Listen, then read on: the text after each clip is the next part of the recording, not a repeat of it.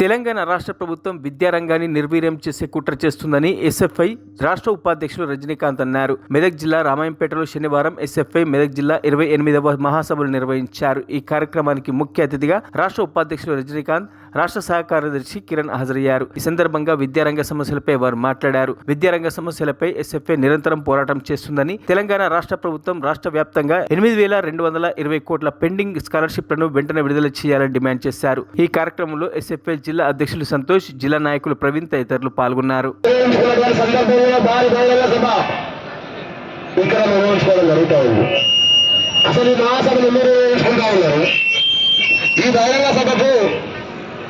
ఈ కాలేజీ విద్యార్థులైనటువంటి మమ్మల్ని ఎందుకు తీసుకొచ్చారు? అసలు ఏంటి ఎస్ఎఫ్ఐ విద్యా సంఘానికి విద్యార్థులకు ఇక్కడ మీ నూకోవడానికి కారణాలు ఏంటి? ఇందాక రజనీకాంత్ అన్న మాట్లాడుతూ చెప్పాడు, ఈ దేశాన్ని పరిపాలిస్తున్న బీజేపీ ప్రభుత్వం ఈ దేశంలో నూతన జాతీయ విద్యా విధానం తీసుకొచ్చి ఈ దేశంలో ఉన్న పేద విద్యార్థుల విద్య అందరి దాఖలు తీసుకొచ్చింది. డిసిషన్ విధానం అనే పేరుతోటి 8వ తరగతికి బోర్డు ఎగ్జామ్ నిర్వహిస్తామని చెప్తా ఉంది, 11వ తరగతి బోర్డు ఎగ్జామ్ నిర్వహిస్తామని చెప్తా ఉంది. ఆల్రెడీ రాష్ట్ర ప్రభుత్వం ఇంప్లిమెంట్ చేయడానికి సిద్ధంగా ఉంది. దాని కారణంగా పేద విద్యార్థులకు విద్య అందరి రాష్ట్రాల తయారు.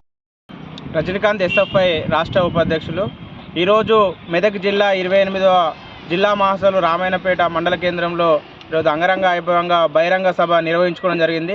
ఈ తెలంగాణ రాష్ట్రంలో ఈరోజు పూర్తిగా విద్యారంగాన్ని నిర్వీర్యం చేసే కుట్ర ఈరోజు కాంగ్రెస్ ప్రభుత్వం పూనుకుంటున్నది. ఇప్పటికే ఈ రాష్ట్రంలో దాదాపుగా 8,225 కోట్ల రూపాయల పెండింగ్లో ఉన్న స్కాలర్షిప్ రియంబర్స్మెంట్ బకాయిలు ఉన్నాయి. ఈరోజు బకాయిలు విడుదల చేయకపోవడం వల్ల విద్యార్థులు ఈరోజు ఉన్నత విద్యకు వెళ్ళని పరిస్థితి ఉన్నది.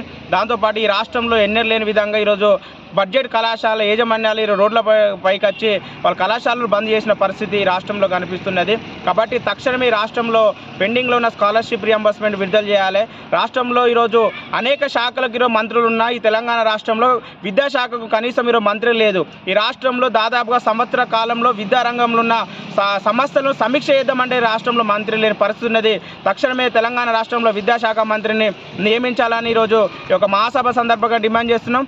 దాంతోపాటు ఈ రాష్ట్రంలో ఈరోజు ప్రభుత్వ జూనియర్ కళాశాలలో ఈరోజు లెక్చరర్ లేని పరిస్థితి ఉన్నది. ఈరోజు లెక్చరర్లకు ఈరోజు ఇప్పటికే జేఎల్ పరీక్ష నిర్వహించినా కూడా ఫలితాలు విడుదల చేయలేదు. ఇప్పటికి కూడా నియమించిన పరిస్థితి ఉన్నది. మార్చి 5వ తారీఖు నుండి ఈరోజు ఇంటర్మీడియట్ పరీక్షలు వచ్చినా కూడా కనీసం పూర్తి స్థాయిలో పాఠాలు జరిగిన పరిస్థితి తెలంగాణ రాష్ట్రంలో ఉంది. కాబట్టి తక్షణమే ఈ రాష్ట్రంలో విద్యారంగ సమస్యలు పరిష్కరించాలి, జూనియర్ లెక్చరర్లను నియమించాలని ఈరోజు ఎస్ఎఫ్ఐ డిమాండ్ చేస్తున్నాం. దాంతోపాటు తెలంగాణ రాష్ట్రంలో ఇప్పటికే గురుకులాలలో, సంక్షేమ హాస్టల్లో ఈరోజు పెరిగిన ధరలకు అనుగుణంగా మెచ్చార్జీలు ఈరోజు. కిరణ్, ఎస్ఎఫ్ఐ రాష్ట్ర సహాయ కార్యదర్శి, రామాయణపేట మండల కేంద్రంలోని మెదక్ జిల్లా 29వ మహాసభలు నిర్వహించడం జరుగుతూ ఉంది.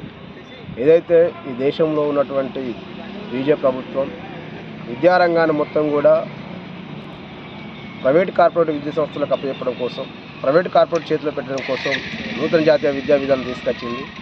దానిలో భాగంగానే ఇలా ఏదైతే ప్రైవేట్ కార్పొరేట్ విద్యా సంస్థల్లో ఉన్నటువంటి విద్యా సంస్థలకు విద్యారంగాన్ని మొత్తం కూడా వారి చేతికి అప్పచెప్పే విధంగా డిటెన్షన్ విధానం తీసుకొచ్చి పేద విద్యార్థులకు విద్య దూరం చేస్తున్నటువంటి పరిస్థితి ఉంది. ఈ మహాసభలు ఈ రాష్ట్రంలో, ఈ దేశంలో తీసుకొస్తున్నటువంటి నూతన జాతీయ విద్యా విధానాన్ని వ్యతిరేకించాలని చెప్పేసి, రద్దు చేయాలని చెప్పేసి ఈ మహాసభలో రేపు తీర్మానం చేయబోతూ ఉంది. అదేవిధంగా ఈ జిల్లాలో నెలకొన్నటువంటి విద్యారంగ సమస్యలు పరిష్కరించాలని చెప్పేసి ఈ రాష్ట్ర ప్రభుత్వం విద్యారంగం బలోపేతం కోసం ఏదైతే పెండింగ్లో ఉన్న స్కాలర్షిప్ కానీ, రియంబర్స్మెంట్ కానీ, మెస్ కానీ, కాస్మెటిక్ కానీ, మధ్యాహ్న భోజనం బిల్లులు విడుదల చేయాలనే విధంగా, అదేవిధంగా పెండింగ్లో ఉన్నటువంటి విడుదల చేయడంతో పాటు పెరిగిన ధరలకు అనుగుణంగా మధ్యాహ్న భోజనం బిల్లులు పెంచాలని చెప్పేసి ఈ మహాసభలు డిమాండ్ చేస్తూ ఉన్నాయి. అదేవిధంగా జిల్లా కేంద్రంలో కానీ, రామాయణపేట మండల కేంద్రంలో ప్రభుత్వ డిగ్రీ కళాశాల ఏర్పాటు చేయాలని చెప్పేసి ఇప్పటికే 1, 2, 3 జూనియర్ కాలేజీలకు, ప్రైవేట్ కాలేజీలకు అనుమతులు ఇచ్చి ఇవాళ ఈ రాష్ట్ర ప్రభుత్వం ఉంది.